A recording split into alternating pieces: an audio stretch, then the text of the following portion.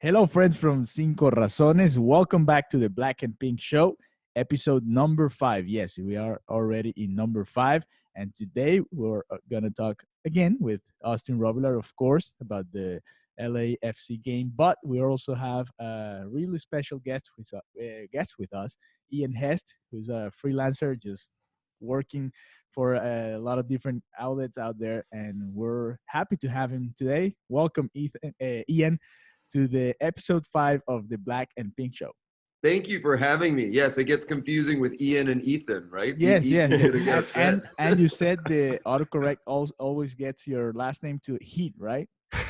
on the phone, yes. Yes. It changes Hest to Heat.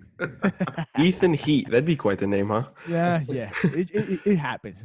I know. So, guys, we're gonna talk again a little bit of a review of what happened in the MLS debut of Inter Miami. I know it was an exciting moment for soccer in South Florida, and I want to know how you guys felt about it. We heard Austin talk about it a little bit. We want to hear what Ethan felt and what he felt in that moment, that special moment for Inter Miami for soccer in South Florida. Ian? Oh, okay. Sorry, I didn't know that it was on me. No, it was amazing. It was super exciting. Obviously, I think for every single person who it has grown up with this, right? I mean, yeah. I was born down here and I grew up playing down here, and so you go through the fusion days and the highs and the lows of that, and then the whole buildup of this. It's real and it's tangible and it's stuff that you can now hold as your own. It's stuff that really it is ours, is what I like to say. We have something of our own, similar to every other sport in this town, right? Similar to the Dolphins, the Heat, the Marlins, the Panthers. And so that moment of just kicking off a ball was so important and so lovable that it really makes you happy. And then to see how well the team performed. I mean, this is as tough as it gets, right? At LAFC in your very first game, at the best team in the very first game is as tough as it can get. And so the ability to really perform in no loss is a good loss, but to have things that can make you have optimism for the future is really exciting. Yeah, it was, exciting. If there was a word better to use than exciting, I would absolutely use it. I mean, I was thrilled. We got there with the supporters group about an hour and a half before the game. And me and my buddy, we were stood up the entire time, just filled with excitement. So, it was probably the most I've ever been excited for a single event in my entire life, being out there. Seeing all the fans, even when David Beckham came and said hi to everybody. I mean, you can tell it was very. Shake his hand? I did not get to shake his hand, no, but I wish I did. No, it was awesome. No, I mean, exciting is definitely the word to use. It was quite the experience, and I will probably never feel anything like that ever again. And I'm extremely glad it's here. But we do have to get to business. We do need to talk about the game in full because we have a full season ahead. So, Ian, I know that you were looking at the game very closely, and I want to get down to some of those tactics that we showed that we've used, and some of those advanced stats that you were looking at, because those are pretty important. But let's first start with our style of play. What did you notice from that?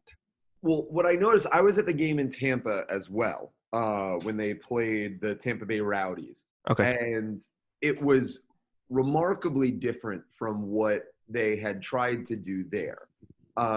Diego Alonso has been very fluid in his ideas of tactics and formations throughout his career, both in Monterrey and Pachuca. And it's worked out very well for him. And you saw that in the game on Sunday. And I think that one thing that you can take away from that is expect a very strong, formidable defensive outlet. This is one of the best defensive teams, if not the best defensive teams in the league. Now, there's a good and a bad to that. The good is that guys like Ben Sweat and Alvis Powell aren't required to play as much in an attacking role. But the bad to it is that it creates sort of this gap in between the midfield where you almost had 6 players that were playing defensively, and then the 4 guys up top, Will Trapp and Victor Uoa, very much sitting back and not going forward. And when Uoa did go forward, he didn't have a very good game, to be honest with you, probably rated the lowest of anybody on the pitch. So it creates this sort of block between the defense and the attacking style. And it left guys who are learning. I mean, let's be honest, Robbie Robinson's a kid who left college early, and now he's playing in his first professional game on day 1.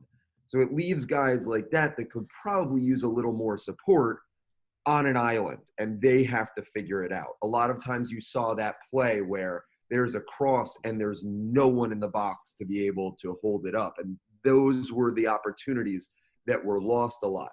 On the back end of that, it looks really well because numbers defensively are always in Inter Miami, almost always, if not always, in Miami's favor. And so if you can appreciate that style of play, if you like that style of play, sometimes it gets called parking the bus. It's not parking the bus. It's very to much. win, you have to defend, right? Right. I mean, Ray Hudson likes to say this quote, and I love it. He says, when the ball gets kicked off, you make a choice. Either you say, if I don't score, or if I don't allow a goal, I can't lose. If I don't score, I can't win. So what choice are you going to make? And whatever choice that is what Inter Miami is going to do. That is interesting. You talked about Sweat and Powell. I do want to start with them because I think our center backs were pretty quality. But Figal was my man of the match for us. I think he was, unbelievable. I'm very excited about him. Torres, he started off a little shaky for me, but he stepped it up and showed that he was, the solid guy we all thought he was. But let's talk about the two wing backs here, because going forward, Powell could not make a pass to save his life. And defensively, it wasn't the greatest performance by him either. And I don't know if I totally liked what I saw from him. I kind of expected a little more of him being a Jamaican international and having, some of the experience he has. I'd want to ask you, just on that right side, do you expect Alonso to start Nealis in the next game, our draft pick? I love Dylan.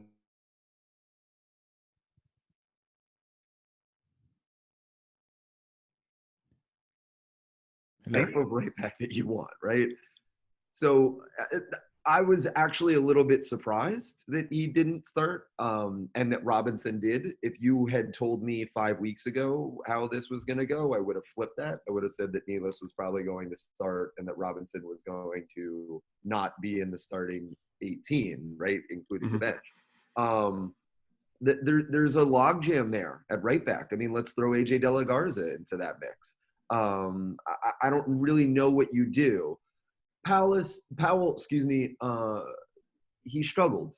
We just have to put it honestly. He was clearly not ready for what everybody else was doing.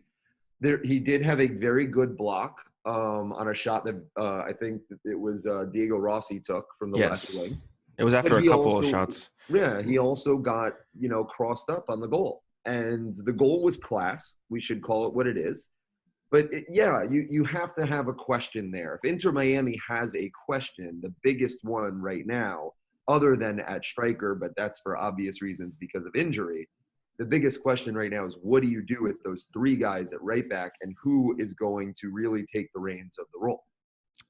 And when it comes to Ben Sweat, being at the game, I genuinely saw this improvement between the first 25 minutes and the last 65. I guess those nerves, you can say that about almost every player. Those nerves in the first 25 minutes were definitely showcasing themselves. But Ben Sweat, for me, I think some people were, ridiculing him. But for me, I genuinely think he will be solid back there. Going forward, I don't know if he's that kind of player, and I don't know if we're actually going to need that as much from him. Hopefully we can rely on other people to go forward, starting from the back if we need to. But I think Ben Sweat, for me, is a quality left back that we're going to be able to rely on. So I don't think we should dwell on his performance too much. He's a very experienced guy. He's a veteran when it comes to MLS, and he was one of NYCFC's best players since they started their franchise. So I think Ben Sweat will be solid for us. And we'll move on into the midfield with Trapp and Ulloa. What did you see from Trapp and Ulloa that can be improved on, other than, you were talking about how they were right, playing close to the fence and not being able to get forward. And when Ulloa was going forward, it wasn't the greatest from him. So what can be improved there? Well, Trapp had a fantastic game, and honestly, I was looking at some of the advanced stats, and his creative play was clearly the best of everyone. I look at expected goals and expected assists, which are these sort of advanced stats that you can use per 90 minutes. So if you're on the field for the whole time. And Will Trapp had the highest of anybody in the entire game at 0.57. That means that basically he was, if Miami were to score 2 goals, one of them would have been directly created by Will Trapp's play. And so that was admittedly a little surprising to me. I didn't see him involved in the creativity that much, but clearly he was. Ulloa it was rough at times. I mean, a lot of the turnovers, he had more turnovers than anybody. And you can say maybe that's the role of playing a number 8, is you're going to be on the ball so much that that this is going to happen to you. If I have the ball more than anybody else, I'm going to turn the ball over more than anybody else. That's just a fact of life. But I don't know. For me, it was very, very difficult at times to see how he wasn't able to connect that ball that was coming from Figal or Torres through up to Pellegrini or Pizarro or Robinson or Morgan, right? He is supposed to be that connection point. And for me, I didn't see a lot of that. I saw a lot of, honestly, in the preseason, the team did not play a lot of long balls or diagonal crossing or those things that you saw during the first game. I don't think Diego Alonso, that's not his go-to tactics. I don't remember a time or anything or any of his teams being known for that kind of play. Those long balls, I didn't expect it at all. Right. Everything on the ground, right? Everything short, quick pacing. And you saw a couple of those times where Figal or Sweat or Torres are throwing these long over-the-top balls, or that Pellegrini or Morgan, more than anybody, Morgan was crossing like heck. You're like, wait a minute, this isn't how you play. Why are you doing this? And I think that was because Ulloa just wasn't bringing the ball through the midfield like we had hoped or like we had expected. I hope that can change, and he still is a quality player, but it wasn't a connection point in the game. That's important because we are potentially going to get Almendra from Boca Juniors, and he could be that box-to-box midfielder that will be able to connect with Pizarro or people out on the wings from those, passes from the center backs or the wing backs. So look out for that. And I think that if we do sign Almendra, he slots right into our starting 11 perfectly, and with our style of play, I think he would fit that very well. Yeah, whose spot would Almendra take? Ulloa, I think. Yeah. All right, and what would change in the style of play if Almendra gets to start? Well, I think that you'd go back. I don't know. I think that the style of play stays exactly the same. He fits very well with what they're doing. In theory, UOA does as well. It just didn't work on Sunday. And Yeah. are we being a little too critical? I mean, he's going up against a Yeah, it was the first 4-3 game. with the best team in the league. Like, so Yeah. maybe we're being a little harsh on him. And we'll see on Saturday, right? Because that's a lot better, I Matchup. think, Yeah. indication, of what he will offer. Right. So what are we expecting from the next game? All right, we went through the debut. We got that out of the way against one of the hardest team in the league. So they had that excuse, if you would, of, hey, they can lose. It's fine. Their first game. It's at LA. Now they're gonna go and face a team that lost their first game too. It's a team that should be a little more even with them. So what should we expect for Saturday's game against the DC United? I think that it's that big sigh of relief, right? It's that big weight off your chest. Everybody can relax a little more now. Yeah. It's not as tough an opponent. DC, still a quality squad, so let's not get it wrong. Home field advantage in MLS is still massive. I want to keep telling people that because it is such a huge thing. Like we are favored. SPI gives us a favored rating in every single home game that Inter Miami plays this year. Home field advantage in MLS is way bigger than it is in like the European sides. And part of that's travel, part of that are extenuating factors. But so you are a underdog when you're on the road, a majority, if not all the time, in MLS. I do think, though, that there are points to be had. I think that more importantly, there's a goal to be had, right? We want to have that feeling of a goal. And Rodolfo Pizarro, to be honest, should have had one. And not just on the eye test, but on the stat test, right? Like everything indicates that he should have scored in that game. I think I can remember two clear chances of him scoring. One that just went right. It went just past the post where he was diving forward from a cross, and then there was one after a cross that was bouncing, and he just hit it a little too soft. And Vermeer was, he had a very good game. There were three quality chances that were the two that you just mentioned, and then the one that was immediately after that, where it was a cross in from Morgan. It went over everybody. Pizarro shot it. It was saved, but he got the rebound, and he crossed it in the box, and Figal got the header. Yeah. And that was the one that really should have gone in the back of the net. And so you want that feeling. You want that joy. You want that passion of a goal. I would expect Inter to get one on Saturday. That would be, let's get on the board. Let's have something to our name and go from there. And I've said all along that if they get 4 points in the first 4 games with how difficult it was, that would be considered a win. That would be the moving forward.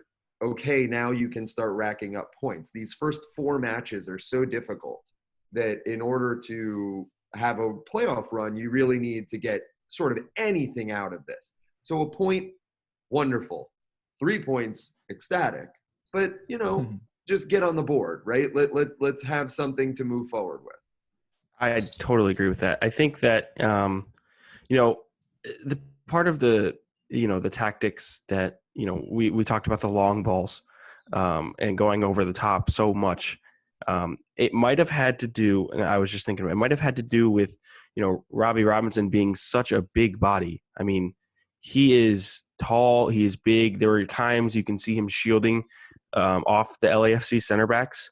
I think there was one chance where he had it inside the box, but I think he mishandled it where he completely just had his back to a defender. The defender was right off of him, and he had a shot, but didn't go through. But I think when it comes to DC, they looked defensively. I don't know. Though that wasn't their weakest point against Colorado. I think their attacking wasn't what they expected. I think they have had a couple injuries too, so it wasn't their full best starting 11. It won't be against us either on Saturday. So I do expect a goal. I don't know where it's going to come from or how it's going to come. I don't even know who I would want to score that first goal just to give the team the best boost in confidence. but I do expect a goal. I am expecting. I don't know. I don't want to give my prediction right now. We'll wait till the pregame YouTube video. But say it, Austin. Say it. We are on a listen, podcast, so you're not gonna send people to YouTube. Say it right now. I'm gonna say 1-1. Okay. I think our defense is good enough to hold down DC just like we did against LA, even though it did look shaky at times. But I do think we end up getting that goal. It'll be huge for the club, obviously, being its first ever professional goal. And I'll talk about the goal scorer. How about that? I'll talk about the goal scorer in the YouTube video. I'll save that for then. But the one thing that I do want to say on the DC game is, and this is something to look out for, is that Inter will not be under pressure as much as they were in the LAFC game, right? So DC is a lot more of a defensive style as well. And they honestly, they try and score from the back. They try and score with Brian, with Burbau, with Steve Burbau. So I think that idea, with 60-40 possession in the LAFC game, that's going to be a lot more equitable in the DC United game. And so there will be opportunity for a lot more goals and a lot more chances to move forward and to see how this quick, on the ground attacking style will look. I think if we do establish that press that we saw a little bit in the LAFC game against a lesser quality side, it'll definitely improve our chances, just like you said. But that press at times that Diego Alonso enforced was really strong. Right in the beginning of the game, they were, pressing the back line of LAFC when they had the ball. They were making them make passes.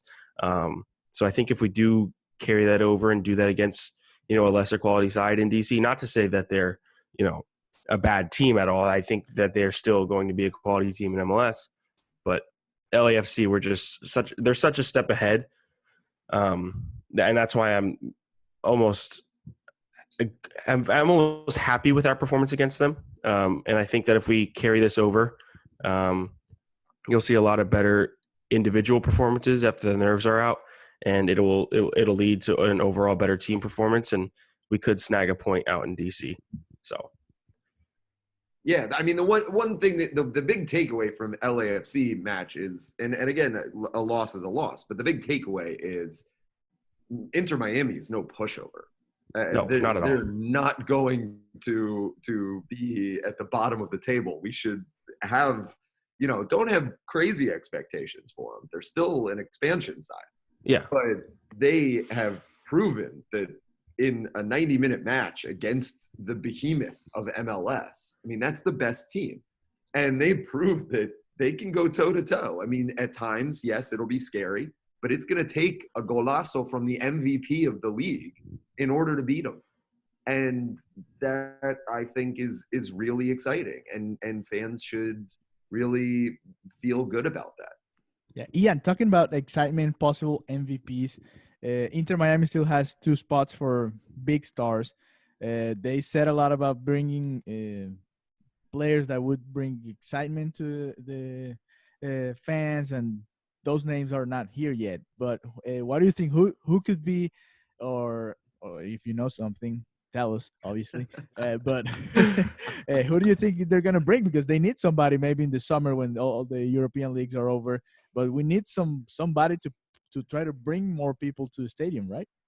I think that a lot of that has been overblown. So no Messi or Cristiano? Yeah, right. Exactly. Neymar? We were having Neymar, Cristiano, and Messi as the 3 designated players at one point in time, right? I just think that a lot of that has been a little silly, and we call it the silly season for a reason. To be honest, I think that Paul McDonough has done. I've been really impressed. I love talking MLS collective bargaining agreements, but that's boring and people don't like to listen to it. But the rules are very complicated, and they have filled up 2 of the 3 big name slots that they are allocated with Mati Pellegrini and Rodolfo Pizarro. So they do have 1 left that they can do over there. Okay. am really impressed how they didn't make Nico Figal that third spot, because I thought almost certainly he was going to have to be that. They worked the general allocation money around to make that work, which was a brilliant move. Really, really smart stuff. They have a lot of high salary guys. I mean, Lee Win is a max player. Luis Robles is close to it. Roman Torres is close to it. So they don't have a lot of cap room to be able to make a lot of this work. They've done a really genius job in how they've made a lot of it work so far. But I don't necessarily think that they need this, Edison Cavani that people keep throwing out, or what was or it James yesterday? or Falcao. Yesterday it was Daniel Sturridge. I mean, every single player in the I'm sorry for saying yesterday on a podcast, but every player in the world has been linked to this team. Yeah. That it's almost being used as a negotiating tool for all of the other teams to be able to keep their players. And so, I know that everybody wants a big name player. They want to buy that jersey, to have the name on the back and all of that. But it's all about the crest. It's all about the badge. It's all about the club. And if we focus on that and less about when is Cristiano Ronaldo going to have his, twilight of his career in MLS, then I think that that's for the better for us. Atlanta United was a perfect example of this. Mm-hmm. They went out and everybody said Miguel Almiron who, Joseph Martinez who, and they wound up winning an MLS Cup with it. And I think if we focus on that, it's for the better. Yeah, that's true. Ian, you want to give us your result for Saturday? Oh, wow. I'm not in the predictive business. I'm more in the analytic business. But, I'm excited for Saturday. I would say 2-1 Inter, honestly. Ooh, I like that. There you go, Austin. You have to give it a shot. On paper, Inter Miami is a better squad than DC United is. And so there should be a lot of excitement and a lot of attacking play that we didn't see in the LAFC game. And I think that there's opportunity there for Inter Miami. Right. All right. Well, Ian, where can people follow you so they can follow your work and all you're doing with Inter Miami and other teams in town? It's not at Ian Heat. It's or Ethan Heat, right? It's at Ian Hest, IANHEST, and I mean you can catch me all over the place. So you'll find me. You'll find me. All right, Austin, give yours too. We always forget to give Austin a shot too. Austin, get it. Go ahead. He took the 2-1, and I like that. I did say 1-1. I'm gonna go 1-1, a draw in DC. Yeah, and your handle. Oh, my handle. Share with your fans, please. Yes. At It's Arobi, ITSAROBI. You can follow me there. A bunch of the work that we do, a bunch of great Inter tweets. And you're going to be at DC at the game again. I will. And you will see another, look out for the YouTube videos, the pregame and the postgame stuff. Check that out on 5 Reasons Sports YouTube channel. I'll be there live from DC at Audi Field. So, yeah. There you go. So now follow Ian, follow Austin, and remember to subscribe to our podcast so you get a notification every time we upload an episode. So, Ian, thank you for being with us today. Thank you for having me. And hopefully we'll be back talking about more Inter Miami or other sports in town. Absolutely. Yeah. Thank you, Ian. I really appreciate it.